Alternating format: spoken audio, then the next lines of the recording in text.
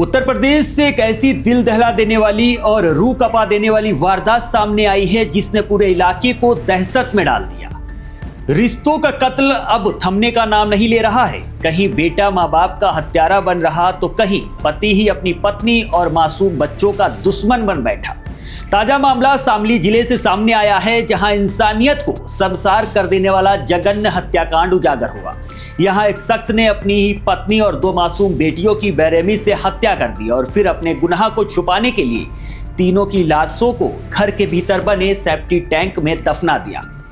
एक हफ्ते से लापता महिला और उसकी 2 बच्चियों को लेकर जब रहस्य गहराता गया, तब पुलिस की जांच ने इस खौफनाक सच से पर्दा उठाया। घर के अंदर बने सेप्टी टैंक की खुदाई के दौरान जब तीनों के शव बरामद हुए तो हर कोई सन्न रह गया। पुलिस ने शक के आधार पर महिला के पति फारूक को हिरासत में लेकर सख्ती से पूछताछ की, जहां उसने अपना जुल्म कबूल कर लिया। ट्रिपल मर्डर की सनसनीखेज वारदात ने न सिर्फ कानून व्यवस्था पर सवाल खड़े किए बल्कि समाज को भी झकझोर कर रख दिया। फिलहाल इस घटना से क्षेत्र में सनसनी फैल गई है और लोगों को सोचने पर मजबूर कर दिया है। दरअसल ये घटना गांव गड़ी दौलत की है। यहाँ निवासी फारूक की पत्नी ताहिरा और उसकी 2 बेटियां सहरील और आफरीन बीते 1 सप्ताह से लापता थी। शुरुआत में परिजनों और ग्रामीणों को लगा कि ताहिरा अपनी बेटियों के साथ मायके चली गई होंगी, लेकिन जैसे जैसे समय बीतता गया चिंता बढ़ती चली गई। मंगलवार को ग्राम प्रधान ने थाने पहुंचकर तीनों की गुमशुदगी की रिपोर्ट दर्ज कराई। जांच के दौरान पुलिस को फारूक की गतिविधियां संदिग्ध लगी। शक के आधार पर पुलिस ने उसे हिरासत में लेकर सख्ती से पूछताछ की। पूछताछ के दौरान फारूक ने जो खुलासा किया उसने पुलिस को भी सन्न कर दिया।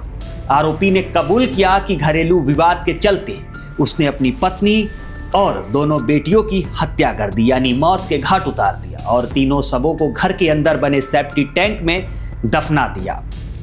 आरोपी की निशानदेही पर पुलिस अधीक्षक शामली भारी पुलिस बल के साथ मौके पर पहुंचे। जेसीबी की मदद से टैंक की खुदाई कराई गई, जहां से एक एक करके तीनों लाशें बरामद की गई। सब निकलते ही गांव में कोहराम मच गया। बड़ी संख्या में ग्रामीण मौके पर जमा हो गए और पूरे गांव में दहशत का माहौल बन गया। फोरेंसिक टीम ने घटनास्थल पर पहुंचकर साक्ष्य जुटाए। पुलिस ने आरोपी के कब्जे से हत्या में प्रयुक्त तमंचा और कारतूस भी बरामद किए हैं। तीनों शवों को कब्जे में लेकर पोस्टमार्टम के लिए भेज दिया है ताकि मौत के सही कारण का और समय की पुष्टि हो सके। इस दौरान महिला के परिजनों और ग्रामीणों ने आरोपी को पुलिस के हिरासत से छीनने की कोशिश की और पीटने की कोशिश भी की, लेकिन कड़े सुरक्षा इंतजाम के चलते पुलिस ने उसे भीड़ से सुरक्षित निकाल लिया। एसपी शामली एनपी सिंह का कहना है कि प्रारंभिक जांच में मामला घरेलू विवाद से जुड़ा प्रतीत हो रहा है। हालांकि हर पहलू की गहराई से जांच की जा रही है। आरोपी से लगातार पूछताछ जारी है। इस जघन्य हत्याकांड को लेकर इलाके में चर्चा का माहौल है और लोग कई तरह के सवाल उठा रहे हैं। वारदात का अंदाज इसी से लगाया जा सकता है कि बड़ी बेटी की एक आंख बाहर निकल आई। मौके से खून से सना एक मोटा डंडा भी बरामद हुआ है। आशंका जताई जा रही है कि उसी डंडे से बच्ची पर हमला किया गया था। आज सायं लगभग 5 बजे थाना कांधला का गांव बड़ी दौलत है, वहाँ के प्रधान ने आके थाने पर बताया कि मेरे गांव का एक फारूक नाम का व्यक्ति है और उसके पत्नी और 2 बच्चियां गायब हैं। तत्काल हमारे चौकी इंचार्ज अंगेरू, हमारे एसएचओ कांधला सतीश मौके पे आए और फारूक जिसकी पत्नी और बच्चे गायब थे उससे उन लोगों ने सख्ती से पूछताछ की और उसने बताया कि मेरी पत्नी के साथ में और हमारे 5 बच्चे घर में रहते, बहुत गरीब में था और मैं होटल पे काम करता, रोटी बनाने काम करता था मैं। हमारी पत्नी विगत 1 महीने पहले, चूंकि मैं गरीब था और हमारी शादी मंसूरपुर मुजफ्फरनगर में हुई थी, वो हमसे कुछ पैसे मांग रही थी। इसको लेके हमारा विवाद हो गया था और बिना वो बुर्का और नकाब के अपने मैके चली गई अपनी छोटी बच्ची को लेकर के। इस बात को लेकर काफी परेशान था कि हमारी इज्जत चली गई और मैं जाके 1 महीने बाद अपनी पति को घर पे लेके आया यहाँ पे और तभी से मेरे मन में भाव जग गया कि लग रहा है इसका मामला कुछ और है और मुझे मेरी इज्जत अब नहीं करती है ये, और तभी मैंने इसको जान से मारने का प्लान बनाया। दिनांक 9-10 की रात्रि में लगभग 12 बजे हमारे 5 बच्चे सो रहे थे, तो मैंने पत्नी को चाय के बहाने उसको जगाया। जैसे चूल्हे पे आंगन में आई हो और मैं पहले से कट्टा लेके आया था और मैंने उसके पीछे से गोली बजा, उसकी तत्काल मौत हो गई। गोली की आवाज़ सुन के हमारी जो बड़ी बेटी जिसकी उम्र 14 साल थी वो भी उठ के चली आई। हमने उसको पीछे से गोली मारी, उसकी मौत हो गई। और उस गोली की आवाज़ को सुन के हमारी सबसे छोटी बेटी जिसकी लगभग 6 साल थी वो भी उठ के चली आई। हमने गला दबा के उसकी भी हत्या कर दी। और मैं प्लानिंग के तहत एडवांस में ही लगभग 6 दिन पहले अपने घर में ही शौचालय के गड्ढे के बहाने गड्ढा खुदवा रखा था और रात ही में मैंने इन तीनों डेड बॉडी को गड्ढे में डाल के दफना दिया और ऊपर से मिट्टी डाल दी। हमारे 3 अन्य बच्चे, जो 2 बेटे की बेटी थी, वो सोते रहे, वो जगे नहीं, इसलिए मैंने उनको कुछ नहीं किया।